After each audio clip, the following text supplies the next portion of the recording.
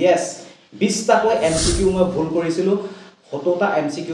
ভিতৰত তাৰপিছতো মই কেনেকৈ ডিব্ৰুগড় ইউনিভাৰ্চিটি বিএডৰ এণ্ট্ৰেন্সত পাছ কৰি এখন গভৰ্ণমেণ্ট কলেজত মই কৰিবলৈ ছিট পালোঁ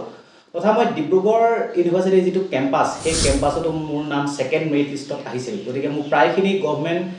কলেজত মোৰ নাম আহিছিল কিন্তু মই পালোঁ কেনেকৈ যদি মই 20টা MCQয়ে ভুল কৰিলোঁ গতিকে আমি গোটেই কথাখিনি আজি ভালকৈ ডিছকাছ কৰিম মানে একচুৱেলি ইয়াৰ জৰিয়তে মই আপোনালোকক এইটো বুজাব বিচাৰিছোঁ যে আমি মানে যিখিনি MCQ আমি এটেম্প কৰিবলৈ যাওঁ সেইখিনি আমি কেনেকৈ কৰা উচিত আমাৰ এপ্ৰ'চটো কেনেকুৱা ধৰণৰ হোৱা উচিত সেইখিনি মই মোৰ নিজৰ একদম এক্সাম্পল দি বুজাই দিম দেই আপোনালোকক ভালকৈ প্ৰথমে মই ক'ব বিচাৰিছোঁ যে মই এই এণ্ট্ৰেন্সৰ যিটো এক্সাম এই এক্সামটোত মই একচুৱেলি বহুত ৰিস্ক লৈছিলোঁ মই মেক্সিমাম কুৱেশ্যন মই এটেম্প কৰিবলৈ চেষ্টা কৰিছিলোঁ আৰু য'ত মানে দুটা মই যদি অপশ্যন গম পাইছিলোঁ যে এই দুটা শুদ্ধ নহয় আৰু দুটা অপশ্যনৰ ভিতৰত যদি মোৰ অলপ কনফিউজন লাগি আহিছিলে মই সেইবিলাক মাৰি আহিছিলোঁ তেনেকুৱা মই প্ৰশ্ন এটাও এৰা নাছিলোঁ গতিকে বলক তেনেকুৱা কৰি মোৰনো কি লাভ হৈছিল সেই গোটেই কথাখিনি একদম ভালকৈ ডিছকাছ কৰোঁ বা আপোনালোকে কি কৰা উচিত চাওক ডিব্ৰুগড় ইউনিভাৰ্চিটিৰ যি বিএডৰ এণ্ট্ৰেন্স তাতে 70টা মানে প্ৰশ্ন অহা দেখা পোৱা যায় MCQ বেছ আৰু এটাত 1 নম্বৰকৈ আহে আপোনালোকে হয়তো ইতিমধ্যে গম পায় সেই 70টাৰ ভিতৰত মই যেতিয়া এণ্ট্ৰেন্সত বহিছিলোঁ মই 70টাৰ ভিতৰত 68টা মই এটেম্প কৰিছিলোঁ ঠিক আছে অকল দুটা মই প্ৰশ্নহে কৰা নাছিলোঁ কিন্তু তাৰ ভিতৰত 68টাৰ ভিতৰত মোৰ 48টা কাৰেক্ট হৈছিল অৰ্থাৎ 48টা মোৰ শুদ্ধ হৈছিল দেই কিন্তু তাৰে 20টা মোৰ ভুল হৈ গ'ল মানে 68টা মই যেহেতু এটেম্প কৰিছিলোঁ তাৰে মোৰ 48টা শুদ্ধ হৈছিল আৰু 20টা মোৰ ভুল হৈছিল তাৰ ফলত মোৰ যিটো স্ক'ৰ ফাইনেল যিটো স্ক'ৰ সেইটো আছিল 43 অৰ্থাৎ মই 43 নম্বৰ পাবলৈ সক্ষম হৈছিলোঁ যিহেতু এটাত আপুনি যদি প্ৰশ্ন ভুল কৰে তাতে 0.25 মাৰ্কছ আপোনাৰ কটা যায় গতিকে মোৰ তেনেকৈ নিগেটিভ মাৰ্কছত আপোনাৰ প্ৰায় মোৰ 5 নম্বৰ কটা গৈছিল গতিকে মই 43 পাবলৈ সক্ষম হৈছিলোঁ আৰু তাৰপিছত মোৰ ৰেংক আহিছিল 112 অৰ্থাৎ 1844টা মানুহে তাতে পাছ কৰিছিল একচুৱেলি মানে কেণ্ডিডেটে পাছ কৰিছিল আৰু তাতে মোৰ ৰেংক আহিছিল 112 দেই এতিয়া কথাটো হ'ল কি এই কথাটো মই আপোনালোকক কিয় কৈছোঁ চাওক আপুনি যেতিয়া এণ্ট্ৰেন্স এক্সামটো দিবলৈ যাব তেতিয়া আপুনি অলপমান ৰিস্ক ল'ব লাগিব কাৰণ কেলে কৈছোঁ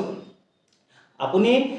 যদি ৰিস্কটো নলয় আপুনি যদি ভাবে যে মই এইটোৱে জানো অকল মই জনাকিটা কৰিম ঠিক আছে কিন্তু আপুনি ঘৰত আহি যেতিয়া চাবহি আপুনি যিকিটা জানো বুলি কৰি আহিব তাৰো কেইটামান অট'মেটিক ভুল হৈ যায় এক্সামত সেইটো হয় একচুৱেলি চবৰ লগতে হয় এনেকুৱা নহয় যে অকল আপোনাৰ বা মোৰ লগত হয় চবৰে লগতে হয়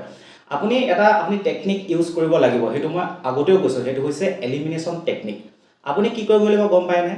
চাওক আপোনাৰ ধৰি লওক এটা প্ৰশ্ন সুধিলে তাতে 4টা অপশ্যন দিয়া আছে ঠিক আছে সেই 4টাৰ ভিতৰত আপুনি যদি দুটা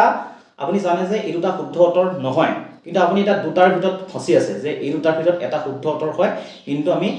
এতিয়া মই ভালকৈ যে মই একদম কনফাৰ্ম নহয় যে মই এইটোৱে শুদ্ধ উত্তৰ হয় কিন্তু এই ক্ষেত্ৰত যদি আপুনি সেইটো প্ৰশ্ন এৰি থৈ আহে আপোনাৰ কিন্তু লোকচান হ'ব তেনেকুৱা আপোনাৰ যিমান থাকে আপুনি সব একদম মানে সেই দুটাৰ ভিতৰত আপোনাৰ যিটো মন যায় সেইটো এটা আপুনি মানে মাৰি থৈ আহিব দেই আপুনি যদি নেমাৰে কি হ'ব মানে আপোনাৰ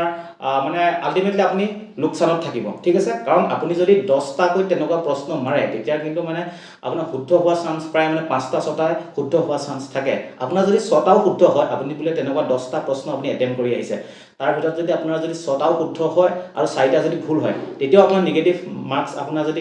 কাটো খায় কাট খোৱাৰ পিছতো কিন্তু আপুনি 5 নম্বৰ পাবলৈ সক্ষম হ'ব আৰু 5 নম্বৰ বাদ দিয়ক এণ্ট্ৰেন্স এক্সামত 1 নম্বৰটাও যদি আপোনাৰ যদি বেছিকৈ পায় কিন্তু এইটো বহুত ভাল কথা কিন্তু এই ক্ষেত্ৰত আপোনালোকে এইটো নকৰিব যে মই সেই প্ৰশ্নটো একোৱেই নাজানো খালি মই এনেই মানে কোনোবা এটা অপশ্যন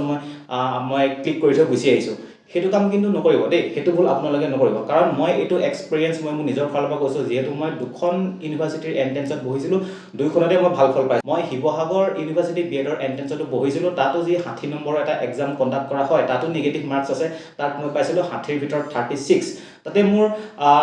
1021টা তাতে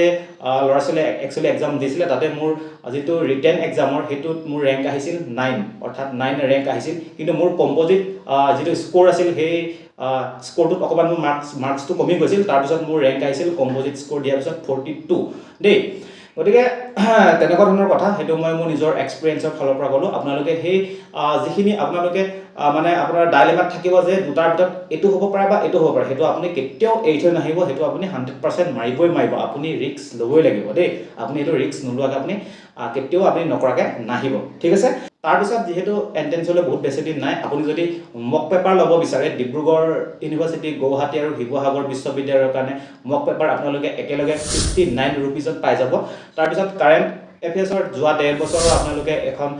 ই বুক পাব 79 ৰুপিজত, আৰু টিচিং এপ্টিটিউডৰ এখন ই বুক পাব 59 ৰুপিজত, আৰু এই গোটেইখিনি যদি আপোনালোকে এক্সট্ৰাকৈ লয় 197 ৰুপিজ পৰিব, আৰু যদি আপুনি গোটেইখিনি একেলগে এটা কম্বো পেকত লয় আপুনি 169 ৰুপিজ পে'মেণ্ট কৰিলে হৈ গ'ল। আৰু এই কম্বো পেকটো যোনে ল'ব তেখেতক মোৰ হাতে লিখা যি ইণ্ডিয়ান হিষ্ট্ৰী নোটছ সেইখিনিও মই দি দিম, আৰু মেথছৰ মোৰ যি অলপমান নোটছ আছে সেইখিনিও মই আপোনালোকক দি দিম দেই। আৰু আগতে যোনে মোৰ টিচিং এপ্টিটিউডৰ ই বুকখন লৈছিলে তেওঁলোকে অনলি 110 ৰুপিজ পে'মেণ্ট কৰিলে এই গোটেইখিনি এক্সেছ পাই যাব, ঠিক আছে।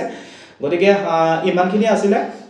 আশা কৰিছোঁ আপোনালোকে ইয়াৰ পৰা যথেষ্ট লাভান্বিত হ'ল, আৰু এক্সামলৈ বহুত বেছি দিন নাই, আপোনালোকে ভাল ধৰণে পঢ়া শুনা কৰি থাকক। মই যদি পাইছোঁ আপোনালোকে কিয় নাপাব, চেষ্টা কৰক, কষ্ট কৰক, এইকেইদিন সময় আছে, আপোনালোকে ভালকৈ পঢ়িলে নিশ্চয় এটা ভাল ফল লাভ কৰিব, ঠিক আছে। গতিকে আজিলৈ আহিছোঁ, ধন্যবাদ।